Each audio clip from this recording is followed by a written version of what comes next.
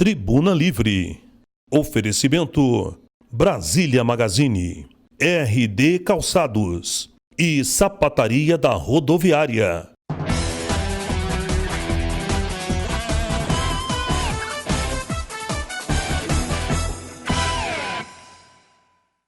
Boa tarde a você, telespectador da TV Brasília. Está entrando no ar o programa Tribuna Livre, que é um oferecimento da Sapataria da Rodoviária, Brasília Magazine e RD Calçados.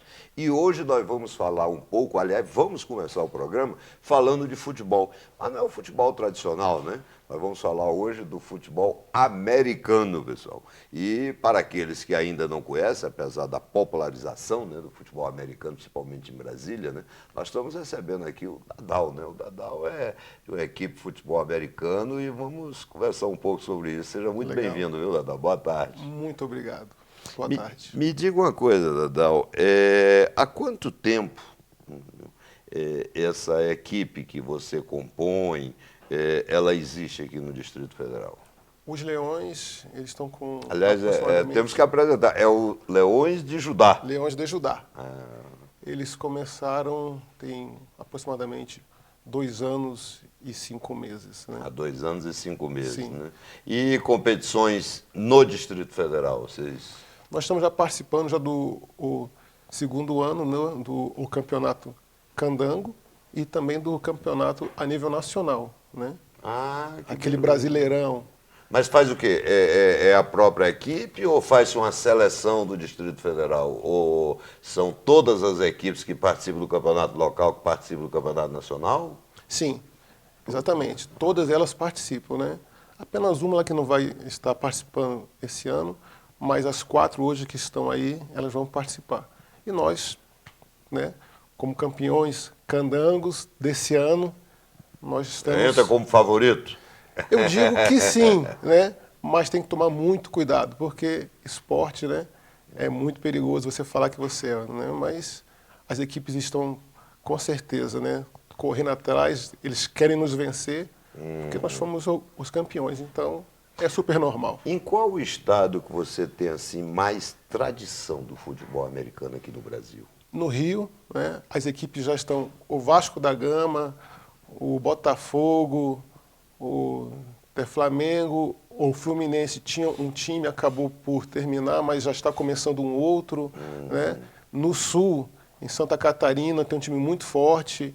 O pessoal lá do Sul todo tem uma equipe muito boa. Né? Então, assim, hoje nós temos quase uns 200 times espalhados. Né? Então... Entendi. E voltando aqui a Brasília, nós temos público? O pessoal tem ido assistir os jogos? Bastante, bastante. Nós temos hoje um público médio entre 800 a 1.000 pessoas. Nossa né? Senhora. É um sucesso. O esporte estourou. Né? Nós estamos assim abismados com a capacidade que esse esporte apresentou-se para a capital e o público já, né, pegou e já gostou e já está participando. E onde é que a gente está realizando as competições? Por exemplo, onde é que estão acontecendo os jogos? Pois é uma dificuldade. Hoje nós temos aí os estádios, né, de Brasília interditados, a sua maioria. Né? Então a gente vai conseguindo ou jogar naquele Bezerrão lá no Gama, quando o Gama... O Bezerrão tem servido de palco, então? Tem servido, e também o Cerejão. Cerejão também. Os 2 únicos que, né, hoje que estão aptos, né? Então... E o estádio de 3 bilhões aí do Agnello? Felizmente está com laudo também negativo, nós não podemos utilizar. Por quê? E também porque tem um custo muito alto, tem também os alvarás, né, que eles não estão... mas teve um jogo agora do futebol, né? Acho que até Brasília teve que ir para o Gama. E Goiás. E Goiás teve que ir para o Gama porque estava sem laudo o Estádio Nacional. Né? Tá. Então, e também tem um custo lá muito alto, né? Em torno de 25 mil para a gente poder fazer um jogo lá dentro. Então, se torna agora, o futebol, como os esportes hoje, a tendência é a profissionalização e tudo, né? E vocês têm conseguido encontrar bons patrocinadores? Porque para você participar de uma competição internacional, tem gastos com viagens, atletas, essa coisa toda, concentração, né? Se é que tem concentração. Tem. Enfim. E vocês têm tido bons patrocinadores aí? Na verdade, ainda não. Alguns times conseguem um patrocínio, mas muito, muito magro ainda. Nós conseguimos muito as parcerias, né? Academias, ela que nos possibilitam academia natural entrada, até, né? eles até gostam, né, da nossa participação ali, porque chama público, né? Clínicas que também ajudam na nossa composição após a pessoa estar ali contundida, né? Mas nada muito ainda expressivo, né? Nós precisamos hoje de um patrocínio, todos os times. Certo. E você tem assim algum jogo previsto, né, para a gente anunciar aqui, convidar o pessoal? Tenho. Agora dia 29, Dia 29, no Cerejão. no Cerejão, em Taguatinga. Isso, o atual campeão, o Leões, Olha só como é metido. contra o campeão do ano passado, Certo, né? certo. Qual horário? às 14 horas. Então, às 14 horas do dia 29, Leões do Judá contra... O time aqui do plano, né? Foi campeão Brasília ano passado. V8. Brasília V8, né? Agora, Adalberto, quero lhe agradecer muito. Aliás, você trouxe aqui um troféu, rapaz. Mostra pra gente aí, entendeu? Esse troféu aqui é o troféu do campeão Candango, né? Ela de 2015, né? Foi uma honra estar botando ele para cima no estádio, foi uma loucura, né? Eu tenho dito o seguinte, esse troféu é muito pesado, pessoal. Só ele mesmo para carregar, né? Porque se for o atleta aí do futebol comum, não carrega não, viu? Né? Mas olha, Adalberto, quero te agradecer muito. Tem aqui também a medalha, né? medalha muito bonita, né? É verdade. Quero te agradecer muito, entendeu? Você ter tirado um tempinho para estar aqui conosco, né? E fazer o convite, dia 29, às 14 horas, no estádio Cerejão. Vá assistir uma partida de futebol americano que você vai gostar também. Tá bom? Muito obrigado. Eu que agradeço e o Tribuna Livre volta já já. Tribuna Livre. Oferecimento Brasília Magazine, RD Calçados e Sapataria da Rodoviária.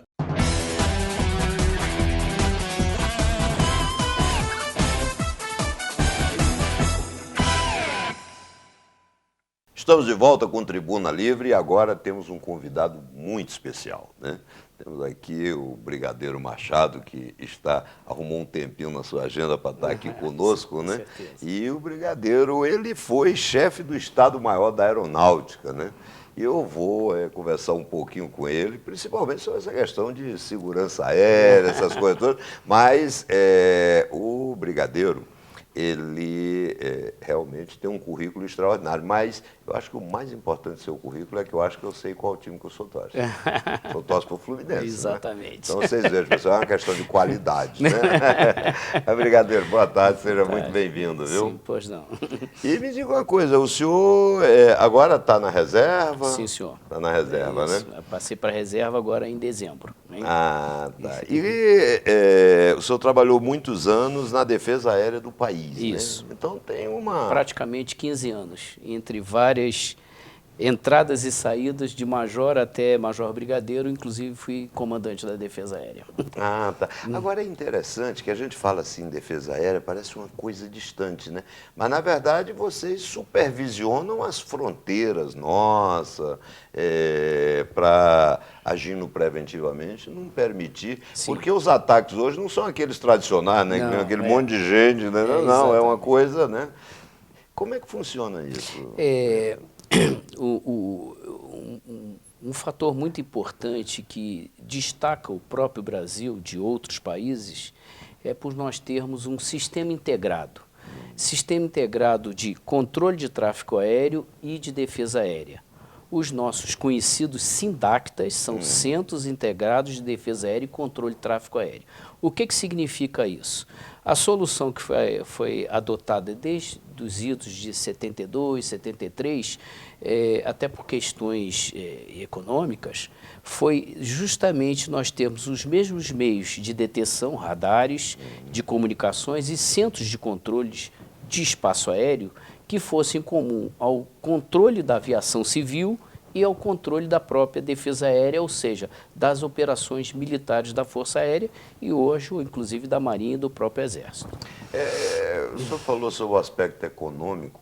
Eu tive aqui entrevistando um colega seu e ele me falou que nós temos uma riqueza extraordinária, que é o nióbio, né?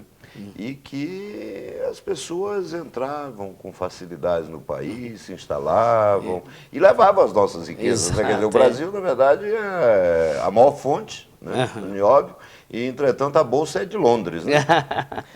Então, tudo isso a Defesa Aérea ela fiscaliza no aspecto aéreo. Sim, então o que acontece hoje? Nós temos uma integração, temos cerca de 100 e poucos radares, se a gente somar todos, em todo o espaço aéreo, e hoje nós temos uma visualização do nosso espaço aéreo que é completa. E isso acontece de maneira setorizada nos 4 SINDACTAs, um na região amazônica, que é o SINDACTA 4, um em Recife, um aqui em Brasília e outro na região sul, que é Curitiba. Então, norte, nordeste... Norte, Nordeste, a região central do Brasil e o sul do Brasil.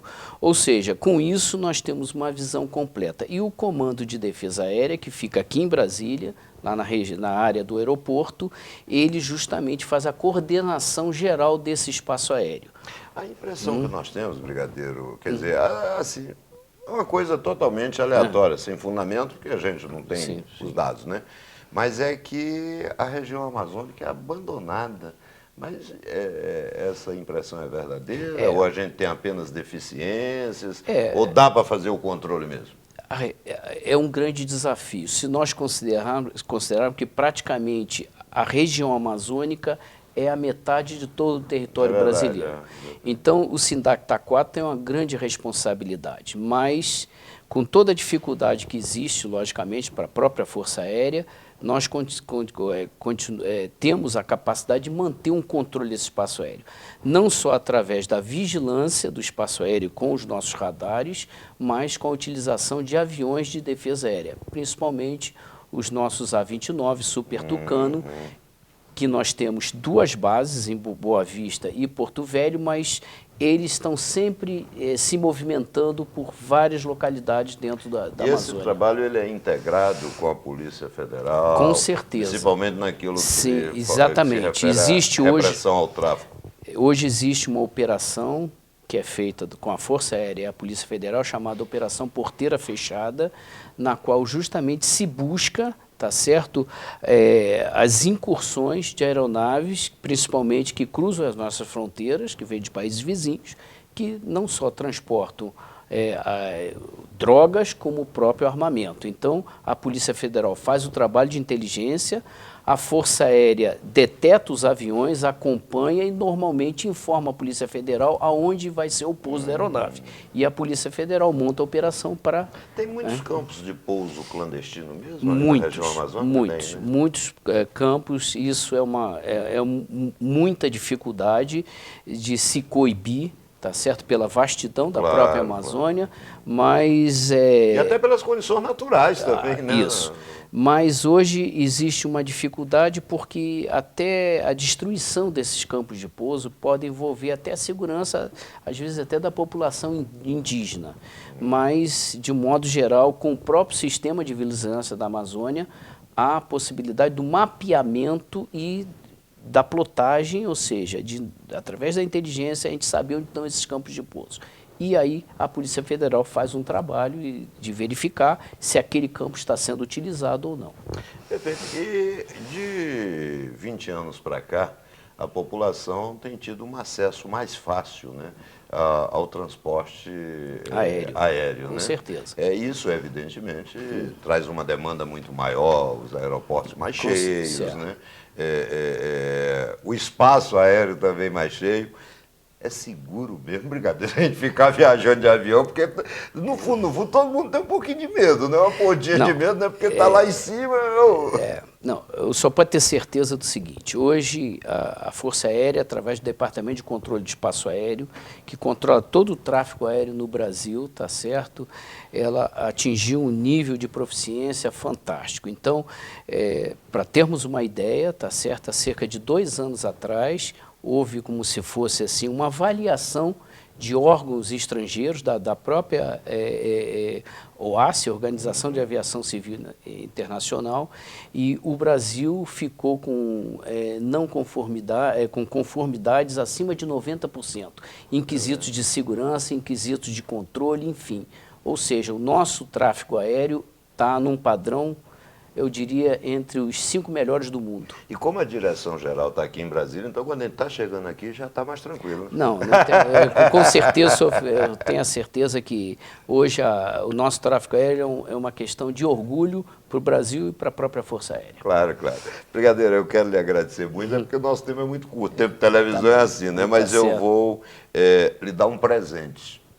O senhor vai convencer uma grande amiga que morre de medo de avião a viajar de avião, que é a Angelina, tá bom? Com certeza, sem e problema. E o Tribuna Livre volta já, viu? Muito obrigado. Tribuna Livre. Oferecimento Brasília Magazine, RD Calçados e Sapataria da Rodoviária.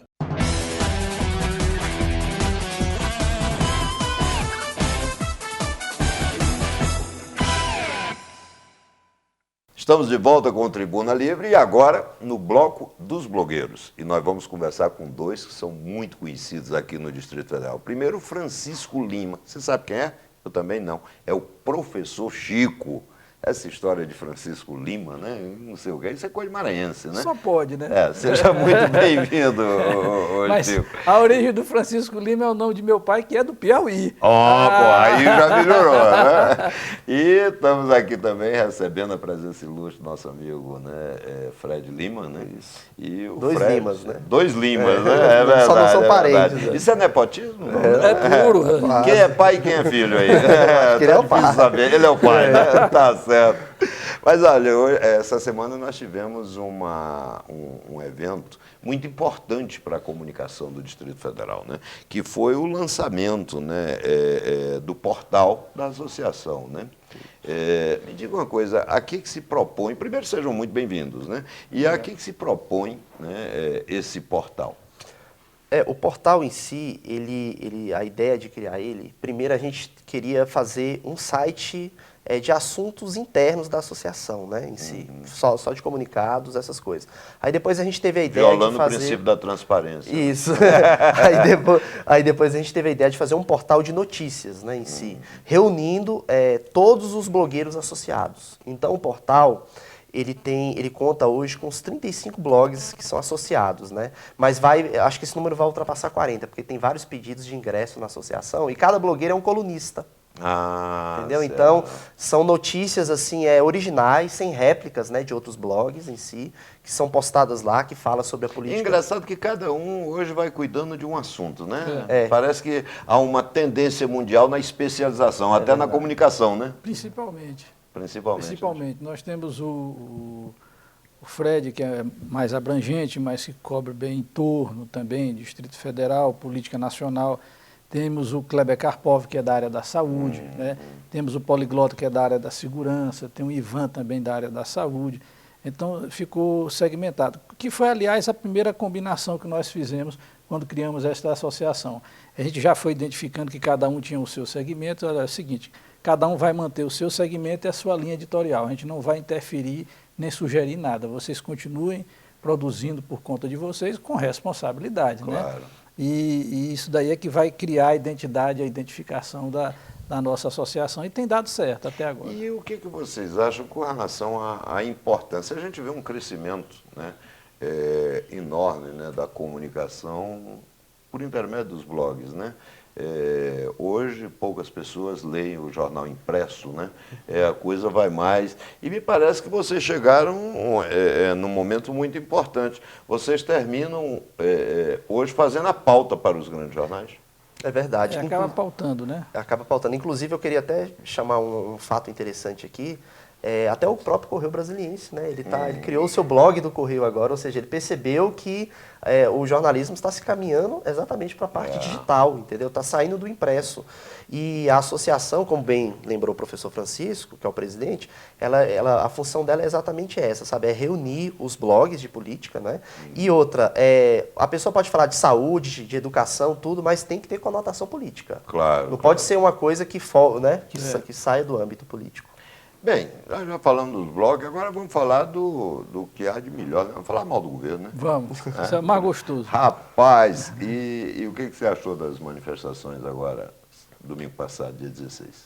Olha, eu achei muito, muito interessante. Teve um fato lá que eu até coloquei lá no meu blog, que o boneco inflável do Lula. Ah, 13171. 13 é o número do PT e 171 é o estelionatário. Estelionatário, né? E o Lula encarcerado, né? Isso quer dizer o quê? Exatamente. O que eu percebi ali com o boneco, com aquele símbolo em si, a imagem que se passou, é que o Petrolão, enfim, colou no presidente Lula.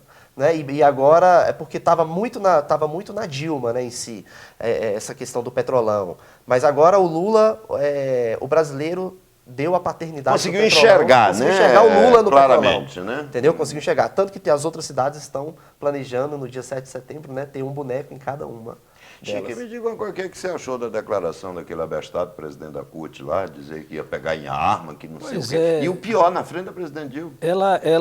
Ela correu, o repreendeu, né, de outra forma, de certa forma, mas não adiantou, porque logo em seguida ele ficou ligando para tudo que foi emissora de TV se justificando. Se não tivesse feito porcaria, não precisasse se justificar. É claro que foi um ato inconsequente, irresponsável e terrorista. De alta irresponsabilidade. Alta irresponsabilidade. Né? Aquilo não cabe mais em momento nenhum. Aquilo é coisa de pistolagem. Não tem outra. Aliás, vale lembrar que o PT... a história da CUT não merecia isso. Não merecia isso, não merecia. Além do que, tem uns detalhes interessantes. O maior produtor de laranja do mundo, que é o João Cutrale, que com muito sacrifício aderiu ao PT na eleição que o Lula ganhou, vou lhe ajudar, vou isso, vou aquilo, está lá a doação oficial de não sei quantos bilhões e tal para o Lula, para a campanha do Lula, e tal. Com 6 meses de governo Lula, o PT... A CUT foi e invadiu a fazenda da Cutrale e matou 5 mil pés de laranja. Quer dizer, foi o retorno que eles deram. Quer dizer, não sabem nem ser gratos, né? São ingratos mesmo por natureza. Então, é muito difícil conviver com esse tipo de comportamento. Não é com esse tipo de gente, é com esse tipo de comportamento. E, Fred, me diga uma coisa, e o calote que o governo deu na viagem da Dilma para os Estados Unidos? Pois é, terrível, Quer dizer, já não basta lamear o país aqui, né? Vai lá para fora e faz também a mesma besteira. A mesma besteira, né? Então, assim, pegou mal pro governo em si, pro país. É uma coisa pequena em termos, né? 100 mil dólares, tudo, mas né? teve repercussão. Mas a repercussão negativa imensa, né? no país. Ou seja, os investidores que já estão correndo daqui por causa da crise política. O cara não paga a conta do carro. Não paga a conta do carro agora que não vai vir mesmo, entendeu? Nós tínhamos, antigamente... Que ponto nós chegamos, né? A mediocrização total, da incompetência. Da incompetência, né? e do mau caratismo. Porque isso é mau caratismo, isso não é só... Não acredito que seja só incompetência, também, mas é muito mau caratismo. Nós tínhamos antigamente, antes do governo do PT criar o cartão corporativo, que paga tudo, além, inclusive, e que a população não tem acesso. A população não tem acesso, pois é. Tudo é segredo de Tudo Estado. É segredo de Estado. O cara vai comprar uma tapioca. Pois exato. Nós tínhamos a figura do econômico, o senhor lembra, né? Lembro. Então, o econômico era aquele que ia com a mala de dinheiro ou com um cartão de crédito especial para pagar todas as despesas. Era o primeiro a chegar e o último a sair depois da comitiva. Pagar a conta. Não ficava devendo ninguém, entendeu? Quer dizer, hoje não tem econômico, tem os cartões e aí dá um calote pior do mesmo jeito. Nossa, mas muito ruim. repercutiu tão mal, é até indescritível, você não tem o que dizer, entendeu? Uma coisa boba, terrível, né? Terrível. Agora, as manifestações me parece que tiveram uma oxigenação, né? Brasília, a Polícia Militar está falando em 25 mil pessoas, né? Eu estive em todas, né? E vou em todas, até a gente atingir o objetivo, né? Agora, eu vi a Marcha das Margaridas, que tinha menos gente, né, do que essa grande marcha. E lá disseram que era 70 mil, né? Mas eu acho que o importante não é a quantidade, né, Chico? É a qualidade. O importante é a qualidade e o que se quer exteriorizar. A qualidade por este lado, a qualidade da Marcha das Margaridas nem de longe chega aos pés da qualidade da manifestação. Até porque o propósito tema ele é menor, né? E era um tema oficializado, né? E que recebeu, né, todo o apoio do governo, toda a estrutura. Né? Diferente das manifestações, né? Que na verdade recebeu, foi o quê? Exatamente uma oposição do governo contra. Não, e mais do que isso, né, uma tentativa de limitar, né? Quer dizer, o simples fato de você colocar a polícia impedindo que a pessoa carregue bandeira, faça isso, faça aquilo, primeiro mostra uma faceta autoritária do Estado de querer se meter na vida dos outros. Excessivamente. Né? Excessivamente. Segundo, uma mensagem surda e eloquente, né, de que, vou criar dificuldade para você desistir. É né? verdade. Então, uma coisa. Mas eu acho que a manifestação foi muito importante. Precisa que o Congresso Nacional, com urgência, entenda qual é o sentimento nacional. Interprete aquilo corretamente. Né? Parar com essas histórias, eu fico olhando, diz que o Renan Calheiros se juntou com o Janot, que se juntou com a Dilma, para fazer um grande acordo. É difícil sair um acordo entre Janot e Renan Calheiros, então já uma conversa... Enfim. Mas olha, eu acho que as pessoas têm que entender o seguinte, esse caso tem que ser tratado como ele realmente é, a sua natureza. Isso é um caso de polícia, isso é roubo, pessoal. Entendeu? Isso não é política. Política é outra coisa. E me diga uma coisa, vamos ficar aqui em Brasília, né? O que você me diz desse mal súbito, né, que acometeu o ex-governador Agnello, né? Parece que agora está doente, tadinho. E está toda hora de atestado médico. Deve ser drama de consciência, né? Pode ter sido. A doença dele é na cabeça. Deve ser. Drama de consciência, exatamente. Até porque o Agnello deixou um grande rombo, né? Aí dizem que o Agnello é médico, eu não tenho comprovação disso, né? Mas, e se está faltando? Primeiro, por que deram licença para ele de 6 meses? Quando tantos outros funcionários têm solicitado. Segundo, como é que o cabra chega, entendeu? E aí já entra de licença médica. Quer dizer, ele está doente agora para trabalhar, mas não está doente para estar lá onde ele está, lá nos Estados Unidos. Aliás, é uma prática na Secretaria de Saúde, uma assessora lá tomou posse, com 30 dias foi para a Europa, ganhou licença, ganhou férias, foi descansar, agora recentemente. Está na Europa descansando, está em Milão, não sei aonde. Mas como é que você avalia o momento político agora, hein? Eu acho que esse governo ainda não começou, ele está insistindo em pegar no tranco, né?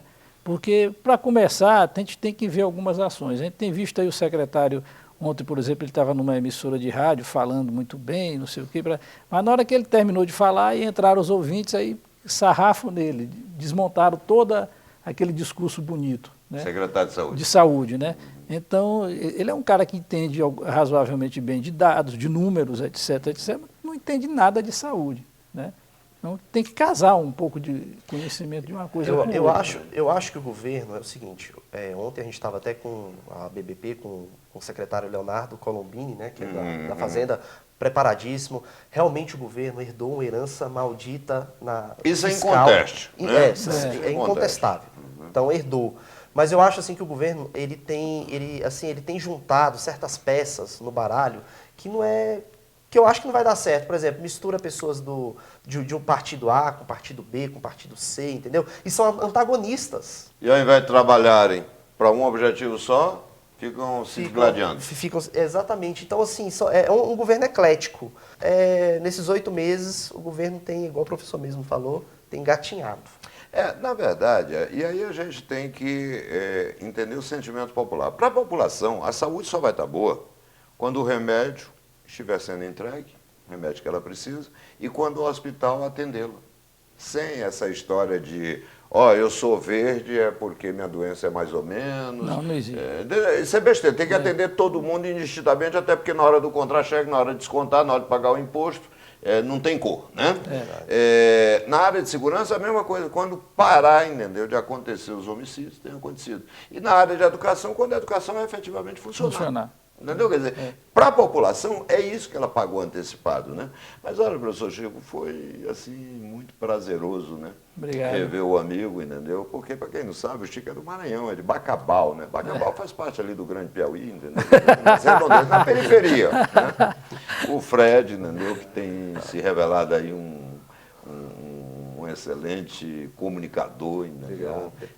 Parabenizar o portal da associação. Aliás, era bom quero até dizer o nome.